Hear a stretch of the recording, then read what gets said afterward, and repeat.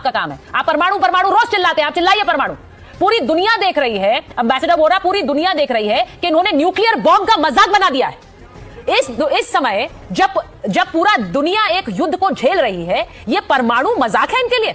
हर समय ये परमाणु बम बोलने लगते हैं, कोई भी बात हो ये परमाणु निकाल लेते हैं। अपनी जनता की, आवाम की समस्याएं सुलझाइए, परमाणु रखिए अपने घर में। एम्बेसडर बोल रहा, बेटा वहां जाके देखिए उन लोगों की क्या हालत है आज तक। दूसरी बात, इनका एक फॉर्मर हाई कमिश्नर होते थे दिल्ली में, कोई शिट नाम था, बाशिट ऐसा ही कुछ शिट नाम था। तो उन्होंने कहा कि अगर अमेरिका हम पे हमला करेगा तो हम दिल्ली और मुंबई पे हमला कर देंगे, एटॉमिक हमला। इसका भेजा फ्राई हो गया है। What is he talking about? ये कहने वाली बातें होती हैं। और वो टीवी पे जो मोहतरमा उसकी इंटरव्यू कर रही थी, कहती है अब्बू आज ही कर दीजिए। What arrant nonsense. हमने कभी कहा है कि हम परमाणु हथियार का प्रयोग करेंगे आपके अगेंस्ट? किसी के अगेंस्ट नहीं, कभी नहीं कहा, कभी नहीं कहा, कभी नहीं। बहुत ही एक्सपीरियंस मैच्योर देश है, ये चीजें नहीं करते। और एक चीज आपको बता देता हूं, इनका एक बुट्टे वाला प्राइम मिनिस्टर होता था, उसका नाम मैं बेटा मैं बुढ़ा हो गया, नाम भूल जाता हूं। तो बुट्टे वाला ने कहा था हम घास खाएंगे लेकिन बॉम्ब बनाएंगे। वो थोड़ा सीक्वेंस उल्टा हो गया, बन गया और अभी घास खा रहे हैं। तो ये चीजें अगर ये समझ जाए, ये जो बिना इसके हैं, तो अगर इनको कुछ अकल आ जाए शायद उसमें थोड़ा सा फायदा इनको होगा। फाइनली बेटा मैं इतना कहना चाहता हूं, ये जो मेरा देश ये है, मेरा देश वो है, और यार आंखें खोल, जाके देख तुम्हारा पासपोर्ट कहां पे है, जाके देख कितने देशों में आपको बिना वीजा के इजाजत मिलती है, जाके देख भारत को कितने देशों में बिना वीजा के इजाजत। और अभी जो हॉर्मुज के ऊपर जो बात हुई है, अभी इंग्लैंड ने जो किया था, भारत का स्टेटमेंट देख, और आप लोग जो उसकी तरफ कहते हैं उसको देख, कितनी सराहना हुई है जो हमने कहा है वहां पर। So these are things. मुझे मालूम है इनके बार बार पीठ में खंजर घोंपने के बाद वो तो भारत है, ये बार बार आतंकवाद का सहारा लेकर आतंकवाद फैलाते रहे हैं दुनिया भर में। कोई नहीं भूला है कि उसामा भी इनके घर में ही मिला था। लेकिन इस सब के बावजूद भारत कभी परमाणु का जिक्र नहीं करता। एम्बेसडर बोरा, मुझे लगता है बिल्कुल सही कहा आपने, हमने कभी परमाणु को मुद्दा नहीं बनाया। हम कभी नहीं कहते कि हम न्यूक्लियर स्टेट है, परमाणु गिरा देंगे, परमाणु हमला हो जाएगा, परमाणु युद्ध होगा। ये इनकी भाषा है, क्योंकि इनके पास और कुछ नहीं है। मेरे नदीम, इस दुनिया, आप सुन रहे थे अभी मैंने कुछ पाकिस्तानियों की बयान सुनाए थे जो तेल को लेकर इतने परेशान है। वो कह रहे हैं कि इतना तेल का दाम बढ़ गया है कि हम ना बाइक निकाल पा रहे हैं, ना गाड़ी निकाल, कुछ चला ही नहीं पा रहे हैं। पता नहीं आपने सुना कि नहीं सुना। मुझे लगता है वो प्रायोरिटी होनी चाहिए पाकिस्तान में, नहीं है क्या? आपकी नहीं, ये बात तो आपकी बिल्कुल बचा है कि प्रायोरिटी वो होनी चाहिए कि लोगों को जो है रिलीफ मिले, लोगों के ऊपर अननेसेसरली जो है इस तरह से बर्डन जो किसी वॉर का वो ना डाला जाए। और अगर गवर्नमेंट जहाँ तक उनको सब्सिडाइज कर सकती है उसको सब्सिडाइज करना चाहिए। लेकिन डेफिनेटली देखिए, आपको पता है हमारी इकोनॉमी थोड़ी सी काफी फ्रेजाइल है और वी आर ट्राइंग, हमारी गवर्नमेंट कोशिश कर रही है इसको इम्प्रूव करने की, और इंशाल्लाह जल्दी इम्प्रूव हो जाएगी। जैसे जैसे पाकिस्तान का इमेज पूरी दुनिया में आप देख रहे हैं कि भर के इसको हम शोकेस में रखते हैं, जो हमने परमाणु बम बनाया है। नहीं तो क्या आप क्या चाहते हैं? आप क्या चाहते हैं मेजर नदीम? नहीं, आप क्या चाहते हैं? शोकेस में रख दें? नहीं, आप ये सवाल भी पूछ रहे हैं मेजर नदीम कि हाँ आप क्या चाहते हैं, हम इस परमाणु का क्या करें? क्या करते हैं देश? परमाणु बम बनाने के बाद क्या परमाणु गिराने के बारे में सोच रहे हैं आप? देखिए, हम हथियार लगा के फिरने वाले लोग हैं, आपको पता है 1200 परमाणु क्या घर में रख दें? ये सवाल पूछ रहे हैं आप, ठीक है? तो आप क्या चाहते हैं? परमाणु हमला करना चाहते हैं आप? तो हम भी परमाणु लगा के यही भाषा, इसी भाषा की मैं बात कर रही हूँ। यही गैर जिम्मेदाराना रवैया है जिसकी वजह से अमेरिका तक बोल रहा है कि पाकिस्तान जैसे न्यूक्लियर स्टेट से सबको खतरा है। आपको समझ पाती है कि आप लोग यहाँ पे फौजी बैठे, आप सेना में रहे ना या नहीं रहे? और आप लोगों को यही बताया जाता है कि जब हमें लगेगा हम परमाणु फेंक देंगे, परमाणु चला देंगे। इनसे पूछे, यही ट्रेनिंग है आप लोगों बैठे हुए, इनसे पूछे कि न्यूक्लियर थ्रेशोल्ड क्या होता है। एक सेकंड, एक कॉमोडोर बहल के पास में जाओ। नो सर, आपने जो बयान दिया ये आपकी सोच दिखाता है। एक कॉमोडोर बहल, मुझे एक बात बताइए, you are a decorated officer sir, आप मुझे ये बताइए, आप लोग सेना में, भारतीय सेना में, क्या हम लोगों को ये बताते हैं कि हम पाकिस्तान पे परमाणु चला देंगे? जबकि ये तो डिजर्व करते हैं कि हम इन पर हमला करें। इन्होंने जिस तरह से भारत के ऊपर हमले किए हैं, आतंकवाद फैलाया, लेकिन भारत कभी ये नहीं कहता है। बिल्कुल सही कह रहे हैं। जो कन्वेंशनली स्ट्रॉन्ग देश होते हैं, जो मजबूत देश होते हैं, वो कभी भी nuclear weapon as a first use की बात ही नहीं करते। हमारी स्ट्रेटेजिक डॉक्ट्रिन के अंदर बहुत क्लियर है, ये सेकंड स्ट्राइक में ही होगा। अगर हमारे देश पे कभी हमला होता है न्यूक्लियर वेपन से, तो अभी हम हमला करेंगे, पहली बात। और दूसरी बात यह है कि हमें इस कॉन्टेक्स्ट को देखना। मुझे 2-3 मिनट दीजिएगा। जो राजनाथ सिंह ने बोला था, राजनाथ सिंह ने जो बोला था सैनिक सम्मेलन में, भारत की डिटरेंस डॉक्ट्रिन को बताया था, डिटरेंस डॉक्ट्रिन को, ना कि हम पाकिस्तान पे कल हमला कर देंगे। उनकी डिटरेंस डॉक्ट्रिन इस तरीके से शुरू होती है कि अगर जो न्यूक्लियर वेपन का सहारा लेते हुए अगर आप कोई आतंकी हमला हमारे देश में करते हैं, तो उसका जवाब बहुत मजबूती से दिया जाएगा, क्योंकि ऑपरेशन सिंदूर अभी खत्म नहीं हुआ। ये हमारी डिटरेंस डॉक्ट्रिन है, ना कि ऑफेंसिव डॉक्ट्रिन न्यूक्लियर वेपन्स की है। दूसरी चीज, और बहुत अहम चीज, जो लोग इस बात को कहते हैं कि ये अकल्पनीय है, इनकंसीवेबल है, ये वो लोग हैं जो अंदर से भयभीत है। ये कोई आत्मविश्वासी वाली स्टेटमेंट नहीं होती कि जैसे आसिम मुनीर जी, आप बताएं ना, हमारा न्यूक्लियर।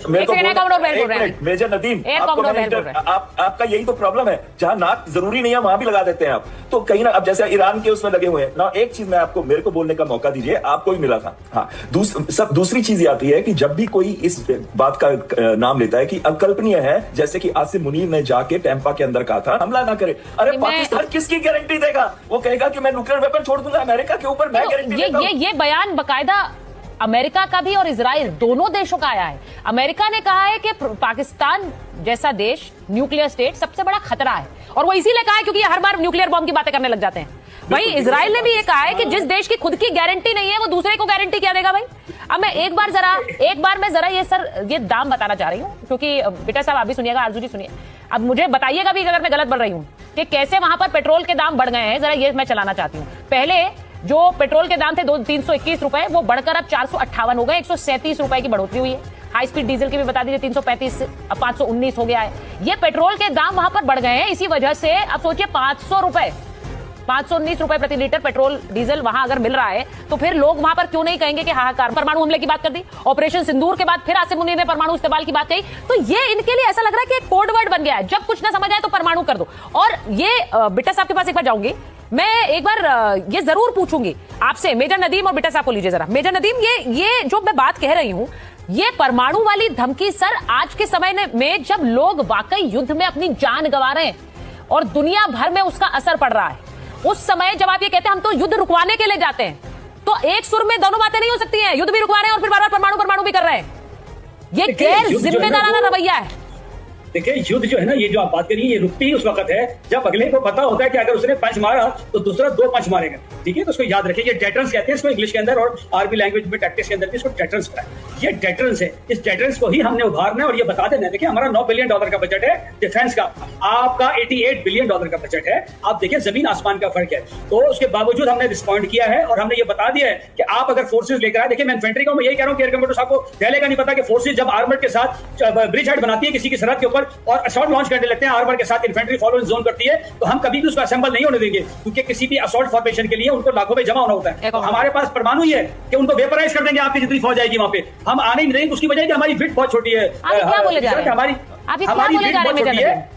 मेजर नदीम, ये जो आपने शब्दों का इस्तेमाल किया अभी, यही आप अभद्र नहीं है सर, ये अभद्र नहीं है, ये इनकी सोच ही यही है। ये सोचते, ये सोते, जागते, यही सपने देखते रहते हैं। तभी मैं कह रही हूं कि you are the most dangerous country in this world, क्योंकि आप दुनिया में डेटरेंस शब्द का आपने इस्तेमाल किया। सुनिए नदीम साहब, डेटरेंस के लिए ना सबसे ज्यादा जो महत्वपूर्ण बात है वो न्यूक्लियर डेटरेंस के संदर्भ में ही कही जाती है। आपने न्यूक्लियर बम बनाया जिससे आप आगे युद्ध रोक सके, डेटरेंस, और आप उसका मतलब नहीं समझ रहे हैं। एयर कॉमोडोर, न्यूक्लियर इसलिए बनाया कि आगे जाकर कोई हमला ना हो, युद्ध ना खिंचे, क्योंकि सब न्यूक्लियर पावर हैं।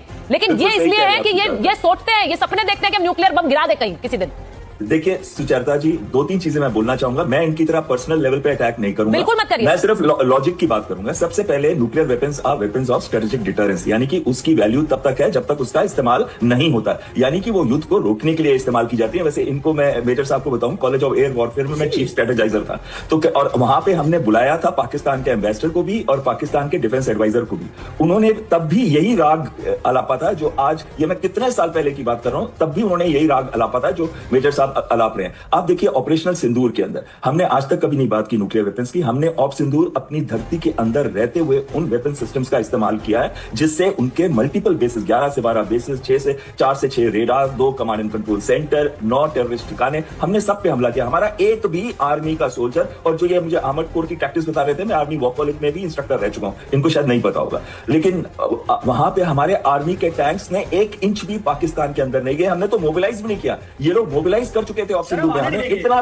कॉन्फिडेंस था कि हमने मोबिलाइज भी नहीं किया, और हमने जाके उनके घर के अंदर घुस के सैकड़ों किलोमीटर अंदर जाके हमले किए, घुटने टेक दिए थे 80 घंटे के अंदर, भागते हुए आए थे, अमेरिका के पास गए थे। ये हमने वर्ल्ड रिकॉर्ड बनाया था 314 किलोमीटर का। और इनको क्या ये बात करते हैं वॉर की, ये बात करते हैं 1971 में 1000 सोल्जर्स ने। देखिए मैं ये जानती हूँ और मैं बहुत गर्व के साथ ये कहती हूँ कि इस वक्त जब दुनिया में एक युद्ध चल रहा है, तो मैं जानती हूँ मेरी सरकार की प्राथमिकता क्या है। हमारी सरकार की प्राथमिकता है कि लोगों तक जो तेल है, जो गैस है, वो आसानी से पहुंच सके, उसके दाम ना बढ़े, उसके लिए वो काम कर रही है। इनमें से कोई भी बैठा हुआ व्यक्ति ये कह सकता है इनकी सरकार की प्राथमिकता ये है? नहीं कह सकते हैं। और मैं एक बार बिट्टा साहब आपके पास आऊंगी, क्योंकि सुन लीजिएगा, पहले तो ये है कि आपने मुझे सच आप कहा, बताएंगे। हमारे पाकिस्तान को कहा कि हमारा पेट्रोल महंगा है, हमारे गैस महंगी है, हमारे तेल महंगा है। खुदा की कसम फिर भी हमेशा पाकिस्तान जिंदाबाद। एक बात तो मैं ये कर दूं आपको, बस और ये यही- आरज़ू जो यही तो ऑक्सफोर्ड सच है, पकड़ी थी, यही तो अभी आपको- सुनिए, मुझे आधा मिनट नहीं सुना ना आपने, यही तो बोलने दिया आपको सबको। घोल के आप पिलाया जा रहा है। सुने तो मुझे बोलने बोलिए, दीजिए। बोलिए, बोलिए, बोलिए। अब बोलने दे, सुने आप जरा, हाँ, हिम्मत रखे थोड़ी सी। हाँ, बहुत हिम्मत है सर। दूसरी आरज़ू अभी कह रही थी, ऑल फॉल बोल रही थी कि मेरा एटॉमिक बम उठा के कोई ले जाए, किसी के बात की जरूरत नहीं है। पाकिस्तान की सरहद की तरफ देखें आरज़ू, अगर आपको नेशनलिटी चाहिए खुदारा चली जाइए हिंदुस्तान, लेकिन ऑल फॉल मत बोलिए पाकिस्तान के खिलाफ। पाकिस्तान अजीम पाकिस्तान, देखें आपके लिए तालियां बजाते हैं लोग, दुश्मन है, असली दुश्मन है पाकिस्तान के ये बोरा साहब जैसे बार बार आपके लिए तालियां बजा रहे हैं। और मुझे नहीं, आपको तकलीफ इस बात से हो रही है कि आपके लिए बोरा साहब ताली नहीं बजा रहे? आपको तकलीफ इस बात से है कि बोरा साहब आपके लिए ताली नहीं बजा रहे, या आपको तकलीफ इस बात से है कि आरज़ू सच बोलने की हिम्मत रखती हैं? जो हिम्मत आप हमें कह रहे थे, वो आपके मुल्क में बैठी एक महिला हिम्मत रखकर सच बोलती है, आपको उससे तकलीफ होती है? बर्बाद करती है, हम बर्बाद करने वाले। दिखाया आपको, सिंदूर में दिखाया, सिंदूर में अरे आपको बताया पाकिस्तान कितना अजीम है। टोटल झूठ कैसे बोले कैसे आपके कैसे घर में कितने घुस आप लोग, करके कितने अजहर का लोग परिवार हमारे से, मिट्टी में मिला दिया, अजहर को जिंदा रखा, अजहर को जिंदा रखा। तुम देख, तेरा परिवार मिट्टी में मिल गया। ये आज का भारत है, कहाँ बैठे हो आप? संदूर ऑपरेशन तुम लोगों के चने चबा दिए। आज भी संदूर ऑपरेशन जारी है, जारी रहेगा।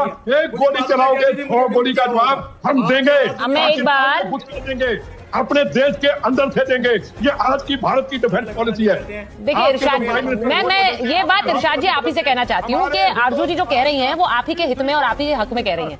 वो बात अलग है कि आप लोग इस हित को समझते ही नहीं है। ये जो बार बार, और आपका जो ये आप कह रहे हैं ना कि वो कह रहे हैं अमेरिका उठा ले जाएगा, इजराइल उठा ले जाएगा, वो खुद से नहीं कह रही है। अमेरिका ने आपसे आपके लिए कहा है कि आप बहुत खतरनाक मुल्क है और आपका न्यूक्लियर बम खतरनाक है, क्योंकि आपके यहाँ पर ये जिम्मेदारी किसी के हाथ में है ही नहीं। कब किसके हाथ में लग जाए न्यूक्लियर बम, ये बहुत बड़ा खतरा है। तो ये रेपुटेशन है आपकी सर, ये रेपुटेशन है आपकी, और आप उस रेपुटेशन को और पुख्ता करते हैं दिन भर दिन, ये बार बार कह करके। आरज़ू बोलना चाह रही है, आरज़ू जी बोलिए। हाँ जी, मैं बस खेलने से बाज नहीं आ रहे हैं। पाकिस्तान के रक्षा मंत्री ख्वाजा आसिफ कह रहे हैं कि भारत के साथ युद्ध अकल्पनीय होगा क्योंकि उनके पास एटम बम है। लेकिन ख्वाजा साहब, क्या बम